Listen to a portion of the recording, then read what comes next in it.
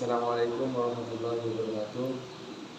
Yang bernama dosen pengampu Hendri Masduki Sos MSI. Perkenalkan, nama saya Rahmat Hidayat, NPM 2019-310065.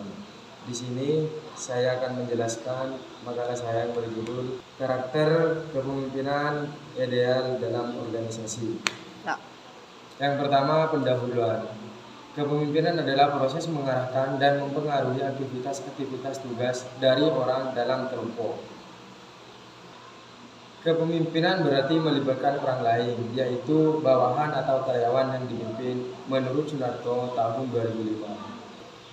Menurut Robert D. Stewart, bahwa pemimpin adalah seseorang yang diharapkan mempunyai kemampuan untuk mempengaruhi, memberi petunjuk, dan juga mampu menentukan individu untuk mencapai tujuan organisasi menurut Stewart dan Morgan tahun 2002. Berdasarkan latar belakang masalah yang telah diuraikan, dapat kita ketahui bahwa manusia merupakan sumber daya yang paling mempengaruhi dalam mencapai tujuan organisasi.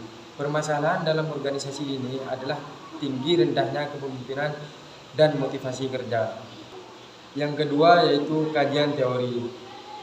Yang pertama, pengertian kepemimpinan.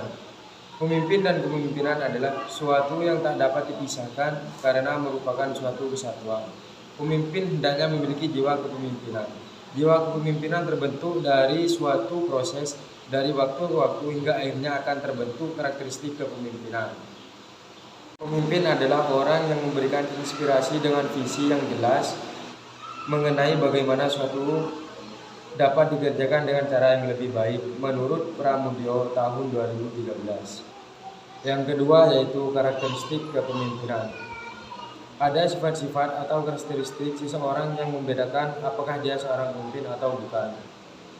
Kepemimpinan ideal identik dengan kepemimpinan masa depan, seperti pendapatnya Sheila Moray Battle dalam bukunya yang berjudul Making a Difference. Terdapat 13 sifat antara lain.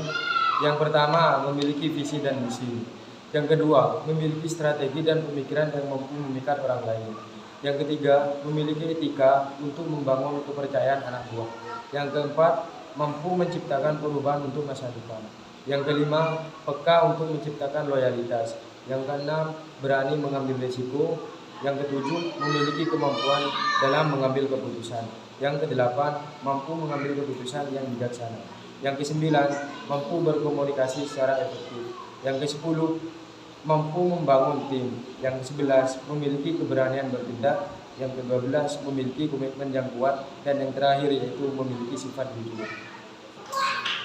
Yang ketiga yaitu organisasi. Menurut Robbins, tahun 1994 mengemukakan bahwa organisasi adalah sebagai suatu entitas sosial yang dikoordinasikan secara sadar, diikuti pembatasan-pembatasan yang secara relatif berkesinambungan dengan mengidentifikasikan rambu-rambunya secara jelas, serta senantiasa berupaya meraih pencapaian tujuan atau sekelompok tujuan secara bersama-sama.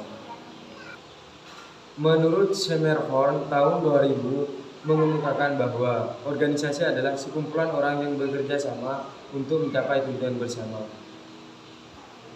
Organisasi yang efektif akan membawa kemajuan dan keberhasilan karena didukung oleh struktur organisasi yang efektif. Untuk lebih efektif dan efisien mengenai struktur organisasi, terdapat beberapa tahapan sebagai berikut. Yang pertama, pembagian kerja. Yang kedua, departementalisasi. Yang ketiga, distribusi otoritas. Terus yang keempat yaitu koordinasi. Yang ketiga, pembahasan. Kepemimpinan dapat dipandang sebagai suatu instrumen dalam upaya mempengaruhi dan mengendalikan orang atau sekelompok orang agar mau bekerja sama dalam mencapai tujuan tertentu. Selain itu, juga kepemimpinan sangat diperlukan dalam menggerakkan aktivitas suatu organisasi. Jadi, kepemimpinan ini merupakan salah satu faktor penentu dan terpenting dalam suatu organisasi. Suatu organisasi akan berjalan dengan baik apabila kepemimpinan mempunyai rasa tanggung jawab yang tinggi. Rasa tanggung jawab seseorang pemimpin merupakan salah satu karakter dari kepemimpinan ideal. Tapi tidak kalah penting, seseorang harus cerdas, agar senantiasa dapat memilih dan memecahkan suatu masalah yang dihadapi dalam organisasi yang dipimpinnya. Karakter merupakan kunci penentu dalam keberhasilan suatu organisasi, sebagaimana menurut pendapat Anthony Harrigan, seseorang pengusaha terkemuka di Amerika Serikat, yang mengemukakan bahwa peran karakter merupakan faktor kunci dalam jatuh bangunnya bangsa-bangsa. Suatu bangsa dan bertahan bukan karena lebih pandai atau lebih canggih dari bangsa lain, tetapi karena kekuatan dari dalam dirinya. Jelaslah bahwa karakter kepemimpinan sebagai salah satu kunci untuk keberhasilan suatu organisasi.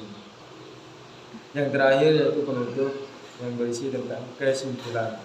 Karakter akan memungkinkan suatu timbulnya kepercayaan, sedangkan kepercayaan ini memungkinkan akan tampilnya kepemimpinan. Kepemimpinan dapat dipandang sebagai suatu instrumen dalam upaya mempengaruhi dan mengendalikan orang atau sekelompok orang agar mau bekerja sama mencapai tujuan tertentu. Terdapat 8 karakter kepemimpinan, yaitu cerdas, bertanggung jawab, jujur, dapat dipercaya, inisiatif, konsisten, tegas, dan lugas. Kepemimpinan akan menjadi faktor penentu keberhasilan dalam suatu organisasi. Hal ini dikarenakan kepemimpinan menjadi titik pusat adanya perubahan signifikan dalam organisasi. Terima kasih. Itulah yang dapat kami sampaikan. Kurang lebihnya mohon maaf. Assalamualaikum warahmatullahi wabarakatuh.